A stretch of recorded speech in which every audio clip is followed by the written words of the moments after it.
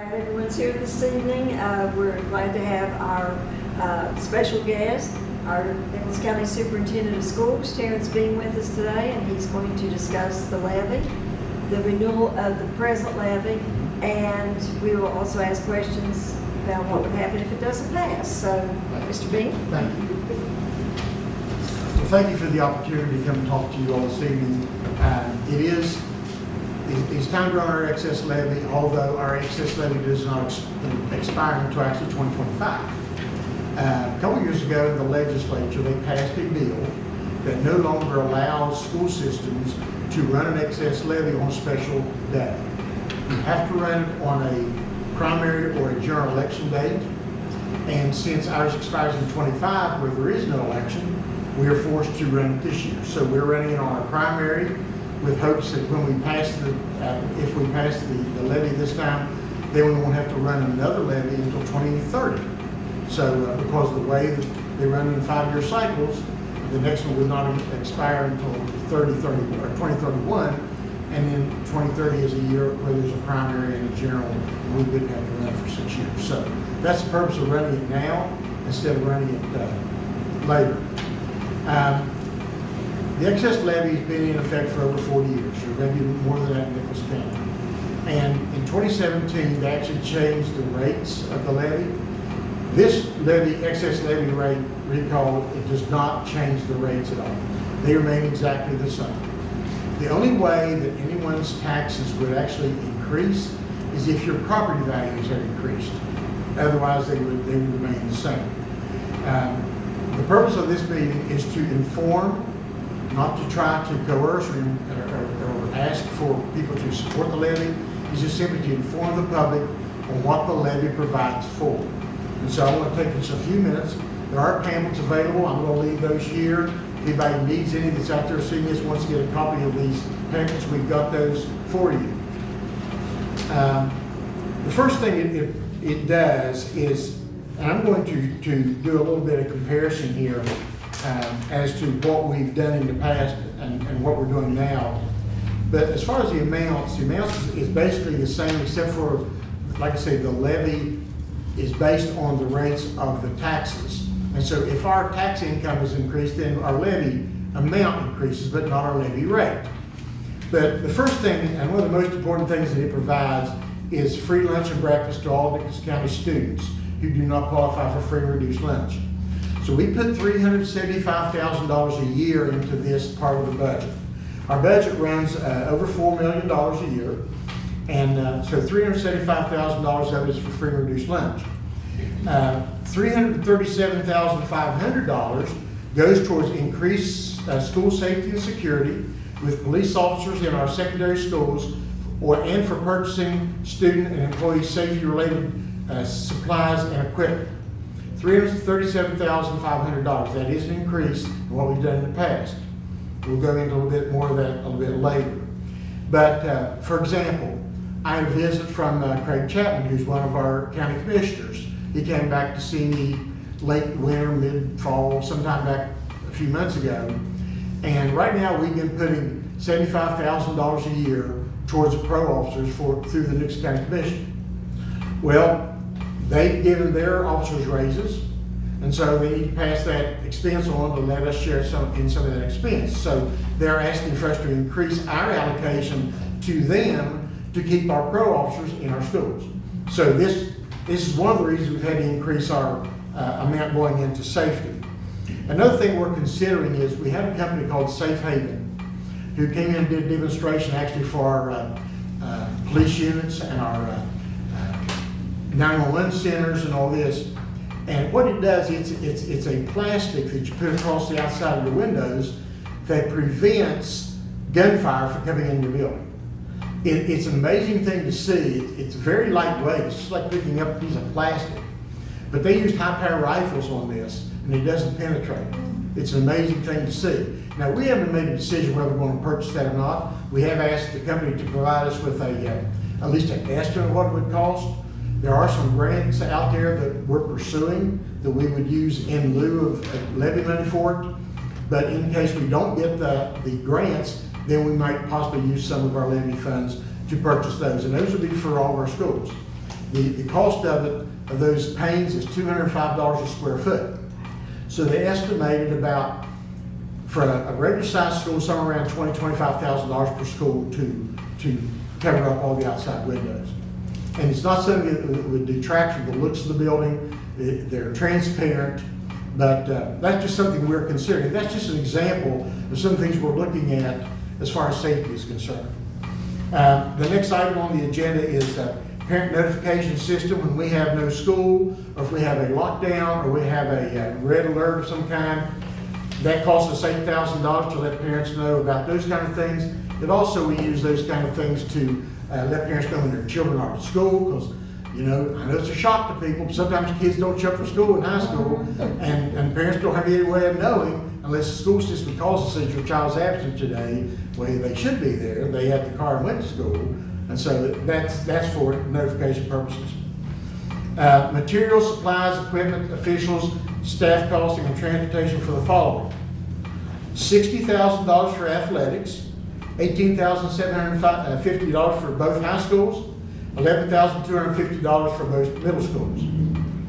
That's a little bit of an increase because the price of not only games but officials pay has really gone up, and you're required to have a certain number of officials for all your games. You can't just try to get by with 2 officials for basketball. You have to have 3, and that includes girls' games. You don't have quite the gate sometimes for girls' games as you do boys' games, but you still have to pay the same amount of money. So we allocated a little bit more for that. $44,000 for bands, which is a slight increase. $11,000 for each of the 4 bands, and $10,000 for the Career and Technical Center to use for different things that they need for the Career and Technical Center. Student opportunities through funding.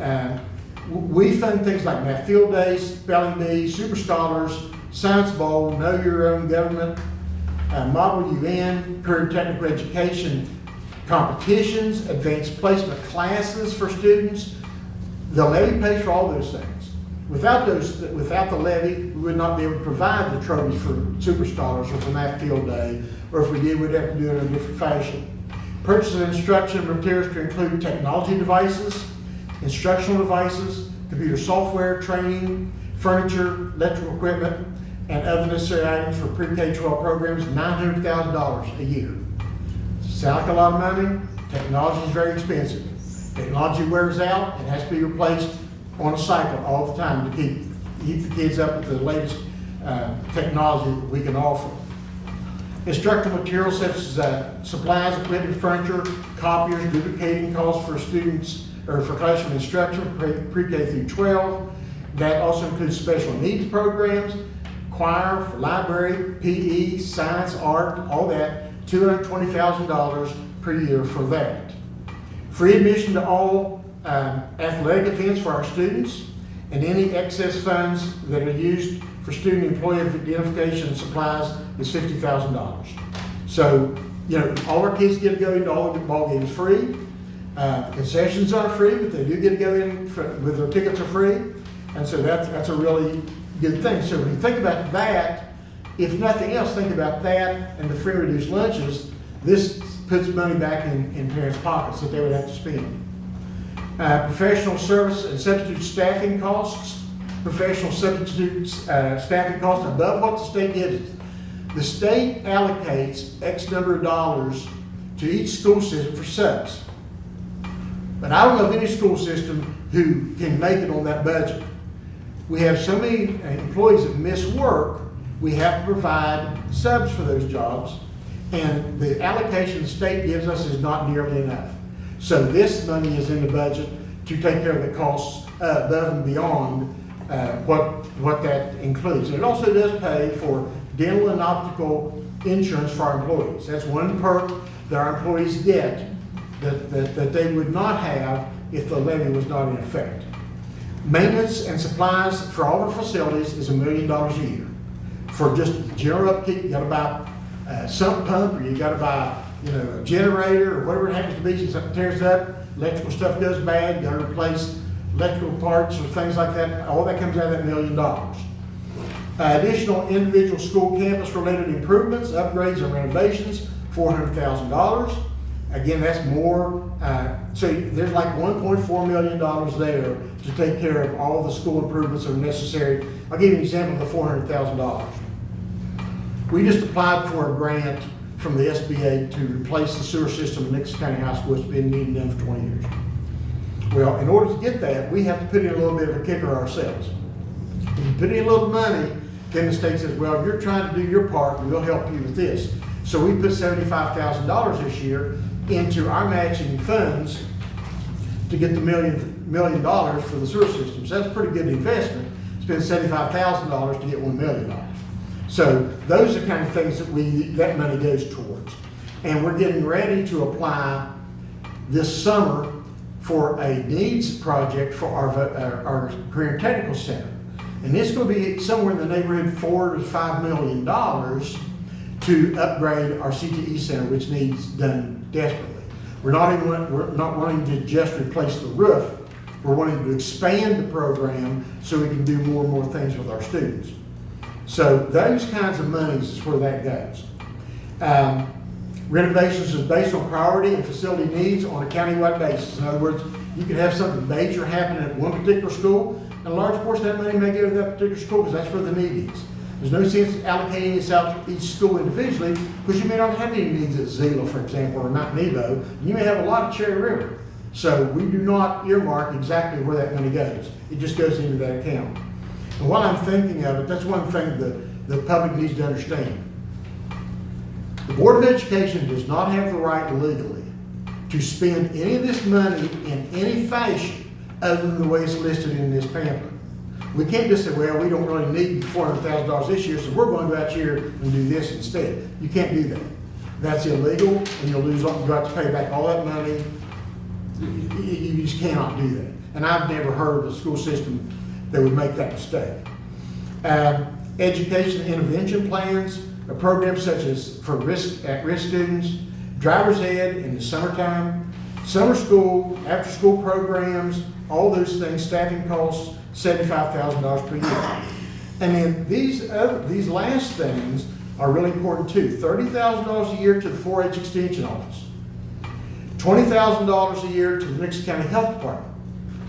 $25,000 a year to each of the 3 public libraries, Craigsville, Richwood, and Summerfield.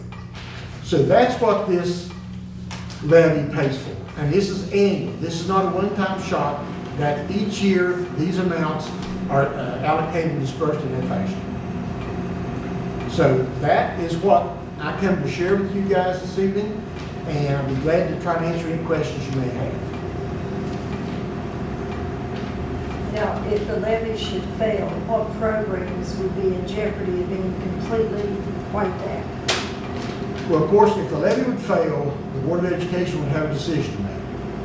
They could either try to maintain as many of these programs as they possibly can with their local funds, or they would have to make cuts in our local programs in order to keep those. In other words, if you have to get rid of, you can't give the libraries any more money, okay. But if you want to give the libraries money, then you got to make a cut somewhere else. And that could be in personnel, it could be service personnel, it could be in teaching positions, it could be in all those different things. They would have, we have a budget that we have money in our budget to cover our regular expenses. We depend on the levy to supply these things. So if these things are not provided for with the levy, then the board has to make decisions on which ones do we try to fund, and if we do, how do we pay for them? Like the band, Like or the band. like athletics. Band and athletics are 2 of the big ones. I mean, our bands and athletic programs would have a hard time surviving and providing teams without the money from the levy. And I'm not sure that all people, if they don't have kids or grandkids in school right now, realize that all children get the free lunch, that is countywide, Yeah. breakfast and lunch. And if you don't have kids in school now, you might not be aware of that, and that's paid through the levy. It is, and it is just for students. I want to make sure that the public realizes the adults do not get free lunches. They pay for their lunches. This is just for the students.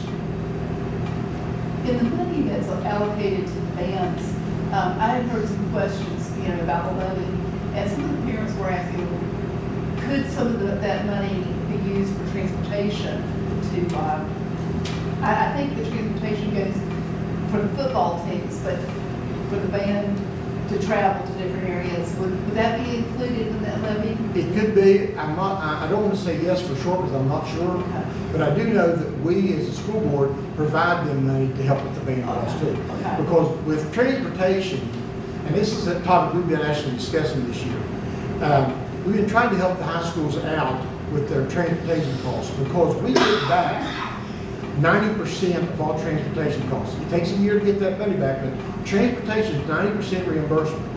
So what we've been talking about doing, instead of charging a school $100 for transportation, only charge them 10 because we get back to the 90%. Because that 90% will be going back to the school board, not back to the schools, and that's not right.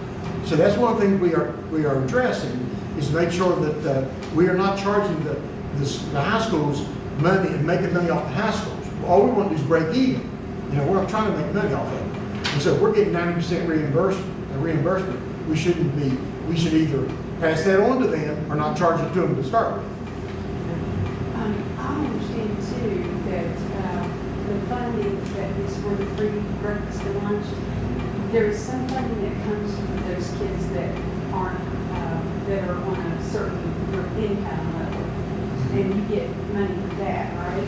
But this is to help all. This is the ones who do not get free reduced lunch. Right. That's what this is for. Yes. Because the rest of them do, and then we get reimbursement for those kids. Right. But yes, this is for every single student. If you've got 3 or 4 kids at school, breakfast and lunch, it adds up really, really quick. Well, and I would think too, with the free getting into school events, if you have 3 or 4 kids, that would be expensive. Sure. So it's going to save the parents some money. It's going to be definitely going to save them. They will feel it in their pockets, you know, or else the kids won't get to the games. I mean, it's going to be one of the 2 choices. So, like we all have to make sometimes our home budgets. Any other questions? One last thing I want to leave with you is this. This levy expires in 2025. I asked Kristen, our treasurer, this evening, I said, if the levy, and I don't like to even think about the levy failure, but just for informational purposes, if it fails, the last money would be collected on the levies would be June 30th of 2026. Okay, so the 24-25 school year and 25-26 school year are funded. Okay, that's why if we pass the next one, it goes all the way to 2030. That's the reason for that. So in 2026, there is another general election. But the problem with this is it. You could run one, if it fails these 2 times, you can't run it in 2025. You have to wait till the spring of 2026, and that is too late because our election is in May, and her budget has to be done in March, so she can't do a budget assuming that we may pass the levy at that point. I'm just passing that information out so that the public is aware of exactly how this can affect our educational system if the levy passes or if the levy fails. Any other questions? And this does not raise taxes. No, like I said, just before you came in, the only thing it would raise, if your property values have increased, they would increase with the same percentage, but the rate doesn't change. Right. So it will stay the same. It will.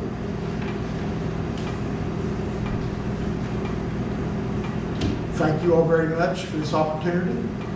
Pass the word, get the word out of what this provides for, and then the public has a right to make their own minds up on how they want to vote. Thank you.